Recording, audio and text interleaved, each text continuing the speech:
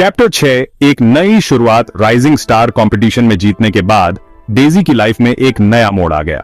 वो रातों रात एक ऑर्डिनरी किचन हेल्पर से एक राइजिंग स्टार बन गई। हर तरफ से ऑफर्स आने लगे, रिकॉर्ड लेबल्स, मूवी प्रोड्यूसर्स और ब्रांड एंडोर्समेंट्स। लेकिन डेजी ने अपने आप को ग्राउंडेड रखा।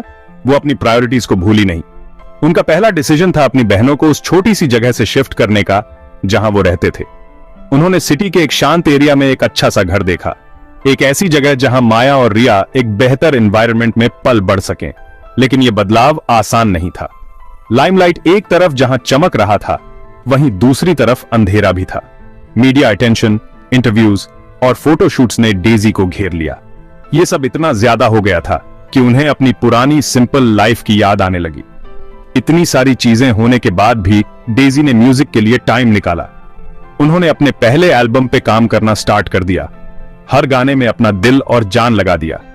यह एल्बम उनके जीवन का सफर था, उनके स्ट्रगल्स से लेकर उनकी अचीवमेंट्स तक, किचन से लेकर स्टेज तक। चैप्टर 7 बीते हुए कल का साया। जैसे जैसे डेजी की शोहरत बढ़ती गई, उनके पास्ट का एक चेहरा सामने आया। एक बूढ़ी औरत, कमजोर, जिसका चेहरा उनकी कहानियों से भरा हुआ था, एक कॉन्सर्ट के बाद उनसे मिली।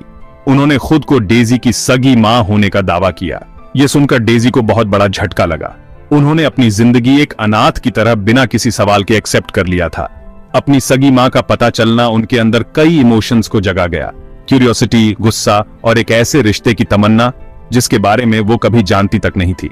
अनिका नाम की उस औरत ने अपनी कहानी सुनाई कि कैसे उन्हें डेजी और उनकी बहनों को छोड़ने के लिए मजबूर होना पड़ा था जब वो बहुत छोटी थी।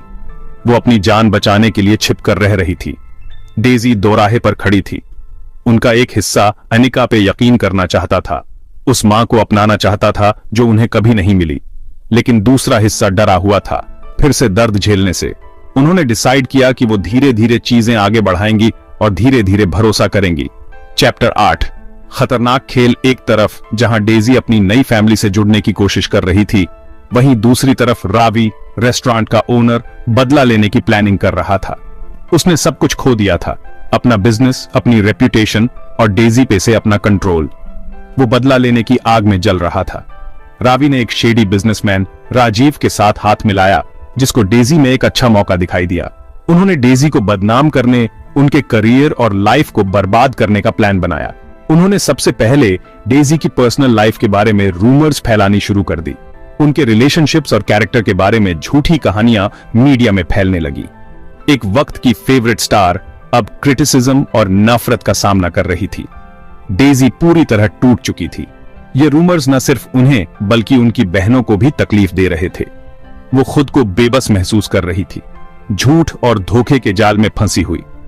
चैप्टर 9 सच के लिए लड़ाई। डेजी ने डिसाइड किया कि वो अब विक्टिम बनके नहीं रहेंगी, बल्कि वो इसका सामना करेंगी। उन्होंने लॉयर्स और पब्लिक रिलेशंस एक्सपर्ट्स की टीम हायर की अपना नाम साफ करने के लिए। लेकिन तब तक बहुत देर हो चुकी थी। पब्लिक दो हिस्सों में बंट चुकी थी। कुछ लोग उनके साथ थे और कुछ लोग उन रूमर्स पर यकीन कर रहे थे। डेजी की हिम्मत टूट चुकी थी।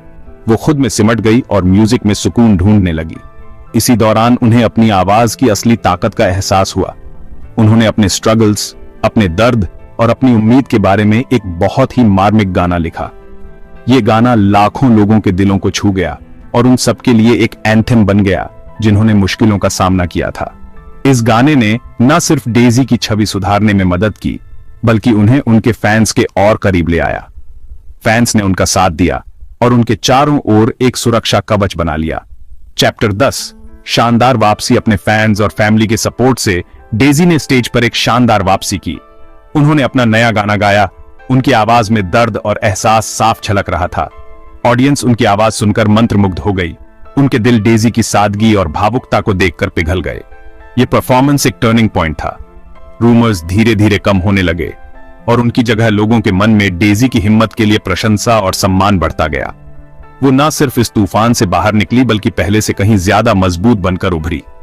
रावी और राजीव का प्लान पूरी तरह से फ्लॉप हो गया। उनकी रेप्यूटेशन खराब हो गई और उनका बिजनेस बर्बाद हो गया। उन्हें देश छोड़कर भागना पड़ा। दौलत और पावर के उनके सपने चकनाचूर हो गए। डेजी का करियर नई ऊंचाइयों पर पहुंच गया। वो लाखों लोगों के लिए एक रोल मॉडल बन गई। लोगों को मुश्किलों से लड़ने और अपने सपनों को पूरा करने के लिए प्रेरित करने लगी। उन्होंने अपने प्लेटफॉर्म का इस्तेमाल सोशल इश्यूज के प्रति जागरूकता फैलाने, समाज को वापस देने और नए कलाकारों को सपोर्ट करने के लिए किया। इतनी शोहरत और दौलत के बाद भी वो अपनी जड़ों को नहीं भूली। वो अपनी बहनों के साथ उतनी ही करीब रही। उनका रिश्ता पहले से कहीं ज्यादा मजबूत हो गया। अनिका, उनकी सगी मां, उनकी जिंदगी का हिस्सा बन गई, उस कमी को पूरा करती हुई जो इतने सालों से खाली थी। डेजी की कहानी इंसानी जज्बे का एक उदाहरण थी। ये रेजिलियंस, होप और जीत की कहानी थी। एक छोटे से रेस्टोरेंट की रसोई से निकलकर उनकी आवाज उन्हें अंधेरे से निकालकर सबसे चमकदार रोशनी में ले आई। और जैसे ही उन्होंने भविष्य की ओर देखा, उन्हें पता था कि अभी तो बस शुरुआत हुई है।